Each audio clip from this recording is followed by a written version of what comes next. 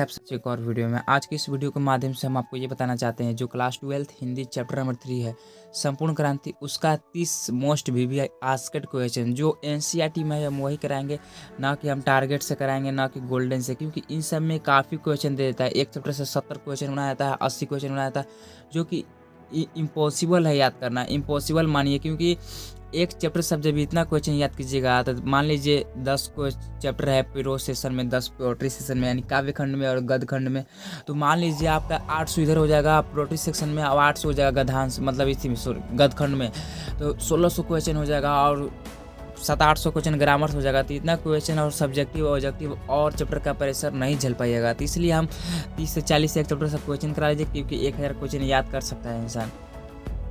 तो चलिए, पहला जो क्वेश्चन है, जयप्रकाश नारायण को किसका दलाल कहा गया? जयप्रकाश नारायण को किसका दलाल कहा गया? तो ऑप्शन नंबर इसका राइट आंसर, हम केवल आंसर बताएंगे, आप लोग थिंकिंग कर लीजिएगा कौन होगा। ऑप्शन नंबर राइट आंसर इसका हो जाएगा डी। ऑप्शन नंबर राइट हो जाएगा इसका डी। जयप्रकाश नारायण के स्वास्थ्य पर निगरानी रखने वाले डॉक्टर का नाम था। ऑप्शन नंबर ए है Rahman, doctor Rahman, D Rahman, D Irfan, D मकबूल, डी एजाज। इसका राइट आंसर हो जाएगा option number A. Option number A इसका राइट आंसर हो जाएगा।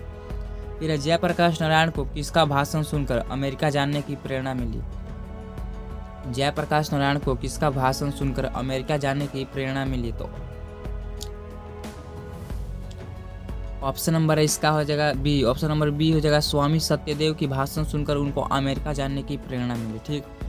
किस अस्पताल में रामधारी सिंह दिनकर का निधन हुआ था? किस अस्पताल में रामधारी सिंह दिनकर का निधन हुआ था? तो इनका जो निधन हुआ था वो बिल्डिंग नर्सिंग होम में। ऑप्शन नंबर डी इसका राइट आंसर हो जाएगा बिल्डिंग नर्सिंग होम, ना कि अपोलो, न श्री राम नर्सिंग होम, ये सब नहीं। फ्री प्रेस के मालिक कौन है? फ्री प्रेस के मालिक जो है वो सदानंद जी थे। ठीक। ब्रेन ऑफ बॉम्बे किसे कहा जाता है? ब्रेन ऑफ बॉम्बे किसे कहा जाता है? तो ये थे उमाशंकर दीक्षित को ब्रेन ऑफ बॉम्बे कहा जाता है। ठीक। जयप्रकाश नारायण ने आईएससी की परीक्षा कहाँ से पास की? जयप्रकाश नारायण ने आईएससी की परीक्षा कहाँ से पास की? तो ये बिहार विद्यापीठ से जयप्रकाश नारायण ने पास किए थे। लेनिन की मृत्यु कब हुई थी? ये भी उसमें है। आप सोच रहे हो कि हिस्ट्री का क्वेश्चन कहाँ यहाँ का डाल दिया, वहाँ पर थे। लेनिन की भी मृत्यु कब हुई थी? ये 1924 ईस्वी में लेनिन की मृत्यु हुई, 1924 ईस्वी में। जयप्रकाश नारायण ने मार्क्सवादी कब बने? जयप्रकाश नारायण मार्क्सवादी कब बने? तो ये 1924 में ही बने, वो ये 1924 में ही बने। फणीश्वर नाथ रेणु की कौन सी पुस्तक प्रसिद्ध है? फणीश्वर नाथ रेणु की कौन सी पुस्तक प्रसिद्ध है? तो ये देखिए, मैला आंचल इनका काफी प्रसिद्ध पुस्तक है। 1974 में बिहार के मुख्यमंत्री कौन थे? 1974 में बिहार के मुख्यमंत्री कौन थे? देखिए, 1974 में बिहार के मुख्यमंत्री थे अब्दुल गफूर, और मुस्लिम लीग के सबसे पहला मुख्यमंत्री हैं अब्दुल गफूर, याद रखिएगा। 1974 में बिहार के मुख्यमंत्री कौन थे? तो अब्दुल गफूर, और पहला मुख्यमंत्री मुस्लिम मुख्यमंत्री भी अब्दुल गफूर थे, याद रखिएगा। किसे लोकनायक के नाम से जाना जाता है? किसे लोकनायक के नाम से जाना जाता है? तो ये जेपी यानी जयप्रकाश नारायण है। जेपी यानी जयप्रकाश नारायण। जयप्रकाश नारायण का जन्म क्या हुआ? तो जयप्रकाश नारायण का जन्म हुआ मान लीजिए 11 अक्टूबर 1902, ये राइट आंसर है, 11 अक्टूबर 1902। जयप्रकाश नारायण की पत्नी का नाम क्या था? जयप्रकाश नारायण थे जो, उनकी पत्नी का नाम क्या था? तो उनकी पत्नी का नाम था प्रभावती देवी। उनकी पत्नी का नाम Prabhavati Devi. Option number C इसका राइट आंसर हो जाएगा। फिर है अगला, रिकंस्ट्रक्शन ऑफ इंडियन पॉलिटी किसकी रचना है? रिकंस्ट्रक्शन ऑफ इंडियन पॉलिटी किसकी रचना है? तो ये देखिए, क्वेश्चन नंबर 15 का राइट आंसर हो जाएगा जेपी नारायण, जयप्रकाश नारायण इसका राइट आंसर हो जाएगा। प्रजा सोशलिस्ट पार्टी का गठन कब हुआ? तो ये 1952 में हुआ था। प्रजा सोशलिस्ट पार्टी का गठन कब हुआ? प्रजा सोशलिस्ट पार्टी का गठन 1949 ईस्वी में हुआ था। 1949 ईस्वी में हुआ था प्रजा सोशलिस्ट पार्टी का गठन। जयप्रकाश नारायण को भारत रत्न की उपाधि कब दी गई थी? तो उनको भारत रत्न की उपाधि क्वेश्चन नंबर 17 उनको 1998 में दिया गया था। उनको 1998 ईस्वी में दिया गया था। ठीक। जनता जयप्रकाश नारायण को किस नाम से याद करती है? तो इनको लोकनायक से नाम याद करती है। लोकनायक के नाम से याद करती है। जयप्रकाश नारायण ने संपूर्ण क्रांति वाला ऐतिहासिक भाषण कहाँ और कब दिया है? जयप्रकाश नारायण ने संपूर्ण क्रांति वाला ऐतिहासिक भाषण कहाँ और कब दिया था?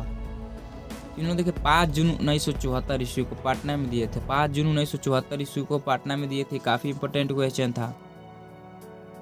जयप्रकाश नारायण का जन्म कहाँ हुआ था? जयप्रकाश नारायण का जन्म कहाँ हुआ था? तो सिताब दियरा में इनका जन्म हुआ था, सिताब दियरा।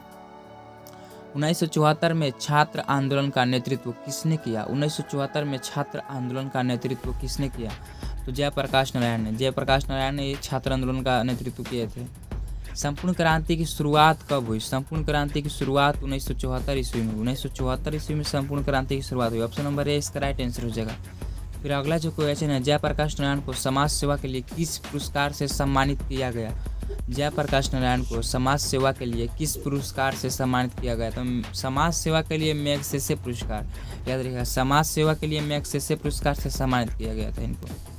फिर अगला जो क्वेश्चन है, संपूर्ण क्रांति क्या है? संपूर्ण क्रांति क्या है?